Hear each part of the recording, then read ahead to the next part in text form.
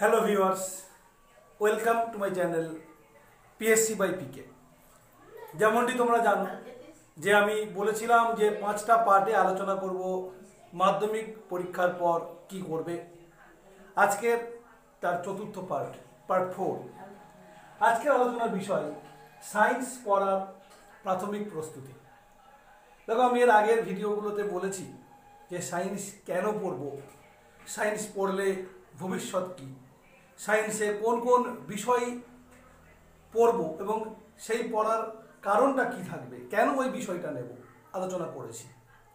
আজকের আলোচনার বিষয় সায়েন্স পড়ার প্রাথমিক প্রস্তুতি। অর্থাৎ তুমি ঠিক করে ফেলেছো তুমি সায়েন্স পড়বে, তাহলে তোমার করণীয় কী। একদম প্রথম পয়েন্ট দেখো, এক্সপ্রেস ইওর থট। খুব গুরুত্বপূর্ণ।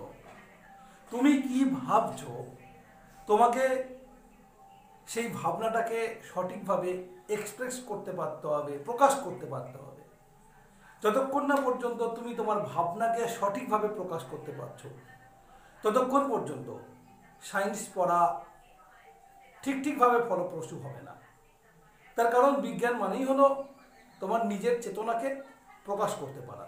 তুমি যেমনটা ভাবছো, তোমার যা মনে হচ্ছে, it may be correct, it may be wrong, ভুল হতে পারে, ঠিক হতে পারে, এটা নিয়ে ভাবনা চিন্তা করলে চলবে না। কিন্তু এক্সপ্রেসটা করো, নিজেকে প্রকাশটা করো। মতামত প্রকাশ করা সায়েন্সে অত্যন্ত গুরুত্বপূর্ণ। ঠিক বা ভুল তোমার টিচার আছেন, তিনি কারেক্ট করবেন, তোমার গাইড আছেন, তিনি কারেক্ট করবেন। First of all express your thought. Second হচ্ছে বিল্ড কোশ্চেনিং এবিলিটি। অর্থাৎ যখন তুমি কোনো কিছু পড়ছো, তখন সেটা পড়ে তোমার বোঝার সুবিধার জন্য তুমি নিজে কিছু প্রশ্ন তৈরি করো নিজের মনে মনে। Questioning ability is very much important for scientific thought. যতক্ষণ না পর্যন্ত কোশ্চেনিং এবিলিটি আসবে, ততক্ষণ পর্যন্ত reasoning and solving of problem এই ব্যাপারটা অত সহজ হবে না। যখনই তুমি কোশ্চেন করার বা প্রশ্ন করাতে সমর্থ হবে, তখন তোমার উত্তর দেওয়া এটাও ধীরে ধীরে বাড়বে, উত্তর দেওয়ার ক্ষমতা বাড়বে। তো সেকেন্ড হচ্ছে build questioning ability, very much important. Third, correct use of spelling. এটা সবার জন্য দরকার, শুধুমাত্র সায়েন্স নয়। আমি অনেককেই দেখেছি অনেক রকম ভুল করো। বানানে ভুল কিন্তু অনভিপ্রেত, ইংরাজি হোক কিংবা বাংলা, বানান ভুল ভালো লেখার মাধুর্য নষ্ট করে। একটা এক্সাম্পল দিই, বুঝতে পারবে। তোমাদের মাধ্যমিকেও ছিল, আয়নীভবন বিভব এর সংজ্ঞা যখন তুমি লিখছো, একটা পার্টিকুলার বানান, একটা নির্দিষ্ট বানান অনেকে ভুল করো। ন্যূনতম বানানটা হচ্ছে দন্তন্বয় জফলা দীর্ঘ উকার দন্তন তম। অর্থাৎ বানানটা হওয়া উচিত ছিল এই, আমি লিখছি এখানে ন্যূনতম, কিন্তু সবাই ভুল করে কি লেখো, বেশিরভাগ আমি দেখেছি এই বানানটাই লেখে, নিচেরটা ন্যূনতম, দেখি রং। এখন এইটা লিখলে কি হয় দেখো, আয়োনাইজেশন পোটেনশিয়াল কি না, আয়োনাইজেশন পোটেনশিয়াল হচ্ছে সেই পরিমাণ শক্তি যা শোষণ করলে একটি পরমাণু তার সবচেয়ে বাইরের কক্ষের সবথেকে দুর্বলভাবে আবদ্ধ ইলেকট্রনটি বর্জন করে একক ধনাত্মক আয়নে পরিণত হতে পারে। সেই ন্যূনতম পরিমাণ শক্তিকে ওই পরমাণুটির আয়নীভবন বিভব বলে। যদিও এর সঙ্গে কিছু কন্ডিশন আছে, গ্যাসীয় অবস্থায় সম্পূর্ণ প্রসম একটি পরমাণুর এই কথাগুলো যোগ করতে, আমি সেদিকে যাচ্ছি না, আমি বানানোর কথাটা বলছি। এখন দেখো, হাইড্রোজেনের ক্ষেত্রে first ionisation potential 13.58 electron volt, অনেকেরা 13.6 ইলেকট্রন ভোল্ট এই কথাটা লেখে। তার মানে হলো হাইড্রোজেন পরমাণুকে তুমি যদি 13.6 ইলেকট্রন ভোল্ট পরিমাণ শক্তি শোষণ করার সুযোগ দাও, তাহলে সে ইলেকট্রন বর্জন করে H+ ক্যাটায়ন তৈরি করতে সক্ষম। তাহলে কি হবে, তুমি যদি একে 14 ইলেকট্রন ভোল্ট শক্তি দাও, তাহলে কি ঘটনা ঘটবে না? তোর ঘটবে। তুমি যদি 20 ইলেকট্রন ভোল্ট শক্তি দাও, তাহলে কি ঘটনা ঘটবে? ঘটবে। তুমি যদি 10 ইলেকট্রন ভোল্ট শক্তি দাও, তাহলে কি ঘটনা ঘটবে? উত্তর না, ঘটবে না। কারণ 10 ইলেকট্রন ভোল্ট 13.6 থেকে কম। অর্থাৎ 13.6 ইলেকট্রন ভোল্ট হচ্ছে মিনিমাম সেই এনার্জি যেটা দিলে আয়নাইজেশনটা ঘটে, তার থেকে বেশি দিলেও ঘটে। সেই কারণে মিনিমাম এনার্জি বা ন্যূনতম শক্তি কথাটা অত্যন্ত গুরুত্বপূর্ণ। আর তুমি যদি সেই ন্যূনতম বানানটাতেই ভুল করো তাহলে তোমার নম্বর কমে যেতে পারে, কারণ মাধ্যমিকে কোশ্চেনেই লেখা ছিল বানান ভুলে নম্বর কাটা হবে।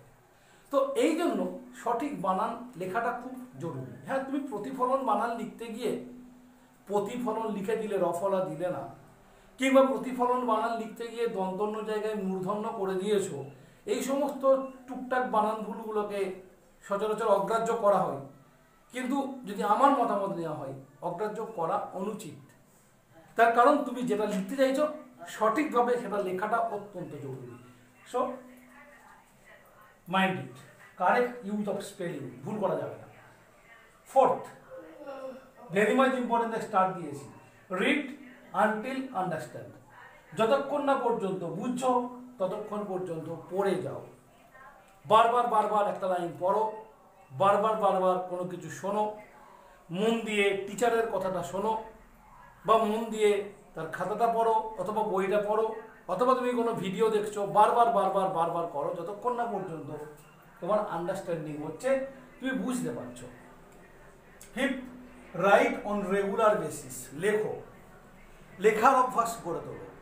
রেগুলার বেসিসে যারা লেখে তাদের পরীক্ষার প্রস্তুতি প্রতি মুহূর্তে তৈরি হয়ে যায়, পরীক্ষার হলে তাদের লেখার অভ্যাসটাও থাকে এবং ভুলের সম্ভাবনা কমে।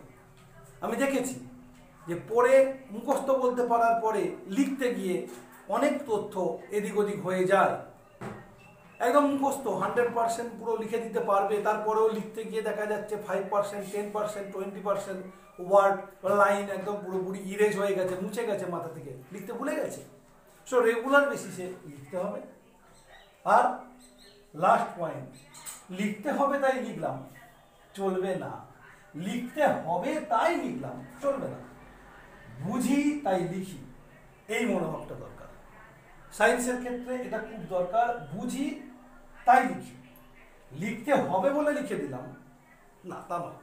অর্থাৎ আমি যখন কোনো একটা অঙ্ক করতে যাচ্ছি, একটা প্রবলেম সলভ করতে যাচ্ছি, একটা নিউমেরিক্যাল ফর্মুলা বা গাণিতিক ফর্মুলা আমাকে লিখতে হচ্ছে, আমি লিখে দিলাম, লিখে দিয়ে মানগুলো বসিয়ে অঙ্ক করে দিলাম। কিন্তু কেন লিখলাম, কেন ওই ফর্মুলাটাই বাছলাম, সেটাকে আমি বুঝেছি? দেখো, ওটা যদি না বুঝি তাহলে অনুরূপ আর একটা প্রবলেম সলভ করতে গিয়ে কিন্তু আমি ওই ফর্মুলাটা লিখতে পারবো না। তাই এই বিষয়গুলোকে মাথায় রাখবে। তোমার নিজের ভাবনা চিন্তাকে প্রকাশ করার মতো মানসিকতা তৈরি করতে হবে। কোনো কিছু পড়ে প্রশ্ন করার সামর্থ্য বা এবিলিটি আনতে হবে। সঠিক বানান লিখতে হবে। যতক্ষণ না পর্যন্ত বুঝি ততক্ষণ পড়বো, এই মানসিকতা দরকার। রেগুলার লিখতে হবে। আর যতক্ষণ না বুঝছি ততক্ষণ কোনো কিছু লেখা যাবে না।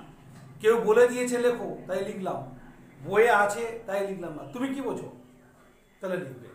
এইভাবে চলতে হবে, তাহলে তুমি দেখবে সায়েন্স পড়া তোমার কাছে অত্যন্ত অত্যন্ত সুখকর এবং খুব সহজ বলে মনে হবে। আজকের এ পর্যন্ত। নেক্সট ভিডিওতে আমি আরও কিছু গুরুত্বপূর্ণ জিনিস আলোচনা করব এবং মাধ্যমিক পরীক্ষার পর কি করণীয়, এই যে 5টা ভিডিও দেওয়ার কথা ছিল সেটা শেষ করব। তারপরে আমি আমার নিজস্ব যে প্ল্যানিং রয়েছে তোমাদের নিয়ে, যারা 11-এ সায়েন্স পড়বে, সেটাকে আমি তারপরের ভিডিওতে তোমাদের জন্য দেব। ওকে, চলো আজকের এ পর্যন্ত।